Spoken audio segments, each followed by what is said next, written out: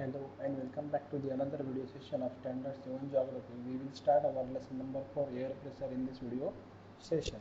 Let's report. Have you tried to activity that shown in air has weight given in page 16 of the science textbook? तुमच्या science टेक्स्टबुकमध्ये page number 16 वर एक activity दिली आहे की air has weight, हवेला वजन असतं, ती तुम्ही केली का? Geographical explanation. During the activity you saw that the balance tipped on the side of the full blown balloon during the activity you saw that the balance trip in the side of the full blown balloon. This show that the air has weight.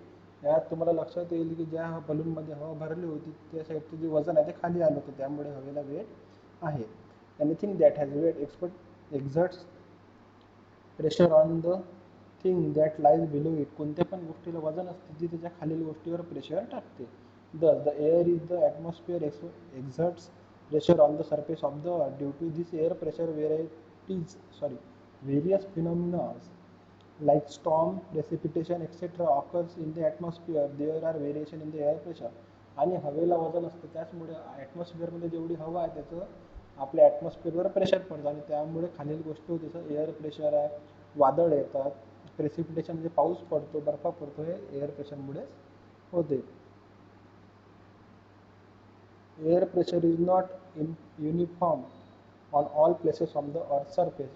अर्थच्या सरफेसवर प्रत्येक जागी air pressure जे आहे हे same नसते. The pressure keeps on changing from time to time. आणि air pressure जे आहे कंटिन्यू चेंज होत राहते. The altitude of the region, temperature of the air and amount of water vapour in the air are some factors influencing air pressure. Influencing air pressure म्हणजे air प्रेशरवर कोणत्या गोष्टी effect करतात? Altitude किती आहे त्या जागेची, टेम्परेचर किती आहे आणि हवेमध्ये पाण्याचं प्रमाण किती प्रमाणात आहे, या गोष्टी याच्यावर इफेक्ट करतात. Altitude of the region of the air pressure. आता अल्टिट्यूडचा कसा फरक पडतो हे आपण शिकूया. The proportion of dust in the air, water vapour, heavy gases etcetera in higher in the air closer to the surface of the earth. तर बघा, अर्थच्या सरफेसवर जेवढी एअर असते त्यामध्ये डस्टचं प्रमाण जास्त असतं, वॉटर वेपरचं प्रमाण जास्त असतं, त्यामुळे तिथची जी हवा आहे ती हेवी असते. This proportion decreases with increasing altitude. आणि जसं जसं तुम्ही वर जाल म्हणजे हवा जशी जशी वर जाईल तर एअर प्रेशरचं डस्टचं जे प्रमाण आहे हे कमी होत जाईल. As one move higher and higher from the surface of the earth the air become thinner and thinner. जसं जसं वर जाऊ तसं तसं जी हवा आहे ती थिनर होत जाते. As a result the air pressure decreases with increasing altitude. आणि जसं जसं अल्टिट्यूड वाढते एअर प्रेशर जे आहे हे कमी होत जाते. तर आता air temperature and air pressure. आता तापमानाचा हवेच्या प्रेशरवर काय परिणाम होतो ते बघूया. Try this. Take a flying lantern. एक फ्लाइंग लँटर्न जे आहे ते चित्रात दाखवलेलं आहे. Tie and approximately 5 metre long thread to the flying lantern so that you can bring the lantern down whenever required. आणि त्याला एक दोरी बांधा, कारण की जेव्हा तुम्हाला गरज पडेल तेव्हा तुम्ही तो लँटर्न खाली आणू शकला पाहिजे. After carefully reading the instruction given in the package of the lantern, open it and light the candle. Place in it, observe what happen. आणि इन्स्ट्रक्शन वाचून त्यामध्ये जी कॅन्डल असते लँटर्नमध्ये ती त्याला आग लावा. After some time bring the lantern down with the help of the thread and put off the candle. आणि काही वेळाने जो लँटर्न खाली ओढा आणि कॅन्डल बंद करा. ओके, तर बघा इथे लँटर्न दिले, तुम्ही दिवाळीत बघितलं असेल, इथे एक मेणाची बत्ती लावतो आपण, कापूरसारखं असतं, ते लावल्यावर लँटरमध्ये गरम हवा भरली त्याने लँटर हवे तसं वर जातं. Did the flying lantern start ascending immediately after the candle was lit? Candle पेटल्याबरोबर किंवा लागल्याबरोबरच तो फ्लाइंग लँटर्न वर जाऊ इच्छितो का? What will happen to the flying lantern had the candle got extinguish after a lantern had gone up in the air. आणि जेव्हा लँटर्न हवेत जातं आणि विझतं तेव्हा काय होतं? तर बघा काय होतं सांगतो मी तुम्हाला. जेव्हा तुम्ही लँटर्नमध्ये कॅन्डल लावता तेव्हा तिथची जी एअर आहे ती गरम होते आणि गरम हवा जी आहे ही लायटर असल्यामुळे ही नेहमी वर जाते आणि त्यामुळे तो लँटर्न जो आहे तुमचा हा नेहमी वर ढकलल्या जातो. आणि जेव्हा ती विझेल तेव्हा त्यातली गरम हवा कमी कमी होत जाणार आणि लँटर्न तुमचा खाली येऊन पडणार. Geographical explanation. The air in the flying lantern gets heated once the candle is lit. The hot air expands, become lighter and start moving up. Therefore, the lantern is also lifted up toward the sky. In nature too, a similar phenomenon occurs. तर जसं मी तुम्हाला सांगितलं की हवा गरम होते, गरम झालेली हवा ते एक्सपांड होते आणि हलकी होते आणि त्यामुळे लँटर्न वर जातो. आणि अशाच प्रकारे नेचरमध्ये पण हवा गरम होऊन नेहमी वर जात असते. Temperature and air pressure are closely related. Whenever the temperature is high the air pressure is low. As the temperature rises in the air get heated, expand and become lighter. This lighter air is in the vicinity of the earth's surface start moving up toward the sky. As a result, the air pressure in such area decreases. आणि बघा अशाच प्रकारे नेचरमधली जी हवा आहे ती गरम होते, गरम होऊन ती एक्सपांड होते, एक्सपांड होऊन ती हलकी झाल्यामुळे वर जाते आणि अशा प्रकारे तिचं प्रेशरवर त्याचा इफेक्ट पडतो आणि प्रेशर डिक्रीज होते. Temperature zones and air pressure belts are interrelated to each other, but the latitudinal extent of the temperature zone is much larger while pressure belts are narrower. Pressure belt narrow असल्यावर त्याचा लॅटिट्यूडल extend temperature झोनचा हा वाढतो.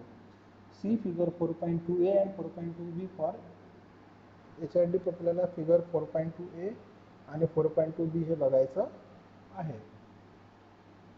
For example, the temperature zone extends from 23 degree 30 minute to 66 degree 30 minute.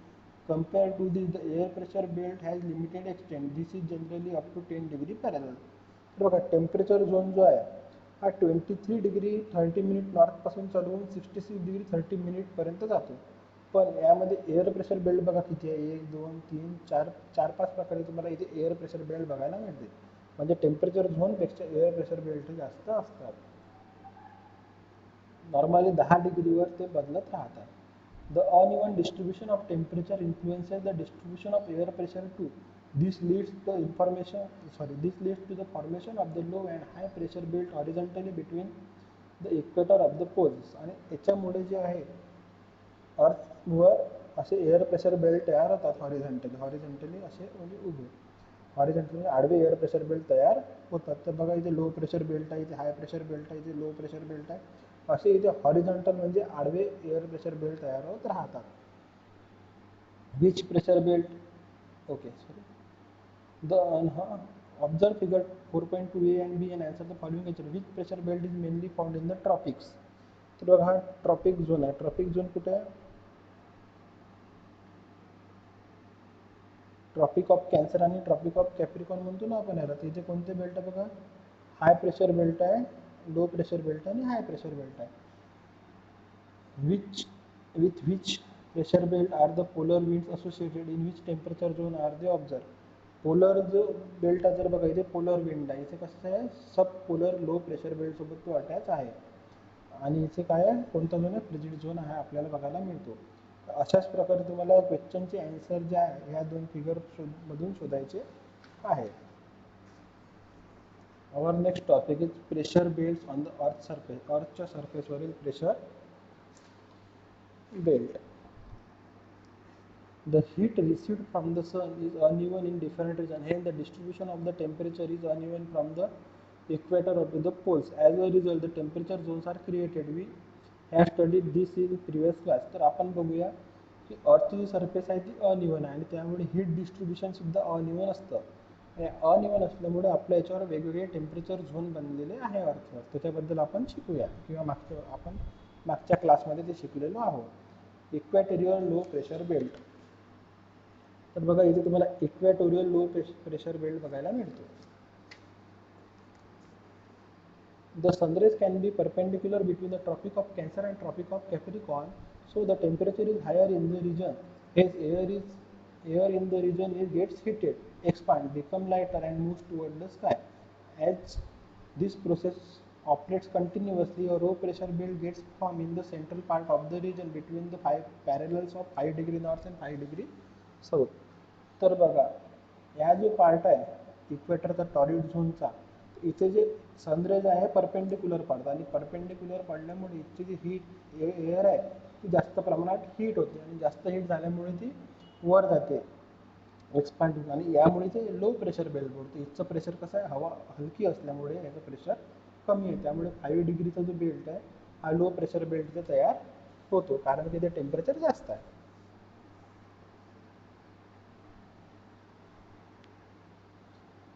Mid-latitudinal high pressure belt. The heated air becomes lighter, start ascending, and after reaching higher altitude moves toward the polar region. that is toward the north and the south pole. Due to low temperature at the higher altitude, the air cools down and become heavier. This air descend down both of the hemisphere in the region between 25 degree to 35 degree parallel. This leads to the formation of high pressure belt in this parallel of latitude in both the hemisphere. This air is dry, hence the region does not get the rainfall. Consequently, most of the hot desert and earth areas found in this region. See figure 4.2b. तर बघा आता काय म्हणते इथे air जी आहे ती आपली light झाली कारण हे प्रेशर कमी आणि हीट जास्त आहे. जेव्हा ही हीट जास्त ही एअर हलकी होते आणि नॉर्थ आणि साऊथ साईडला मूव्ह करायला सुरू होते हलकी जातात. पण जशी जशी ती वर जाते तशी तशी तिचं टेम्परेचर कमी असल्यामुळे ती जी एअर आहे ती अजून डेन्सर होत जाते आणि तिचं वजन वाढत जाते. आणि त्यामुळे जेव्हा 25 डिग्री ते 35 डिग्रीवरती पोचते तेव्हा तिचं वजन वाढतं कारण तिचं टेम्परेचर कमी आहे. टेम्परेचर कमी असल्यामुळे एअर जी आहे ती डेन्स होते आणि यामुळे इथे मिड लॅटिट्यूड हाय प्रेशर बेल्ट तयार होते. आणि हा जो पार्ट आहे इथे नॉर्मली हवा जी आहे ती ड्राय असते आणि यामुळे तुम्हाला जो वाळवंट जो भाग आहे तो नॉर्मली तुम्हाला या एरियात आपल्याला वाळवंटाचा भाग बघायला मिळतो.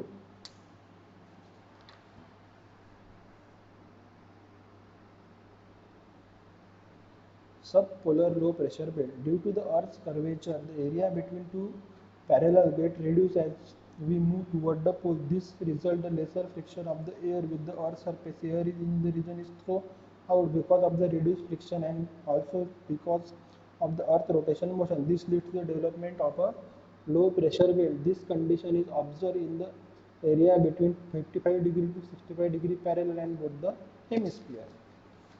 तर बघा आता आपण इथे लो प्रेशर बघितलं कसं आला, इथे हाय प्रेशर बघितलं कसं आलं.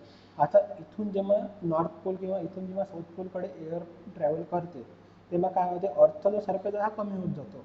आणि अर्थचा सरफेस इथे बघा केवढा सरफेस आहे, एवढा मोठा सरफेस इथे आणि इथे बघा एवढीसा सरफेस बाकी आहे. तर यामुळे काय होते अर्थसोबत जे एअरचं फ्रिक्शन आहे हे कमी होत जाते आणि कमी होत असल्यामुळे ती जी हवा आहे ती नॉर्मली हलकी हलकी होत जाते आणि ती हलकी झाल्यामुळे परत इथे लो प्रेशर बेल्ट तयार होतात आणि या लो प्रेशर बेल्टवर अर्थ रोटेट त्याचा पण इफेक्ट पडतो. Polar high pressure belt. In both the polar region, the temperature is below 0 degree throughout the year. Hence, here the air is cold. As a result, high pressure belt gets formed. These are called polar high pressure belt. They generally occupy the area between 80 degree to 90 degree parallels of both the hemisphere.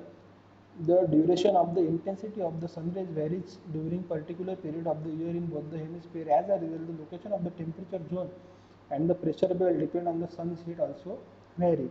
These changes in the order of 5 degree to 7 degree toward north in Uttarayan and 5 degree to 7 degree south to the Dakshinayan. This is called the oscillation of air belt. तर बघा इथे परत low pressure belt तयार झाले.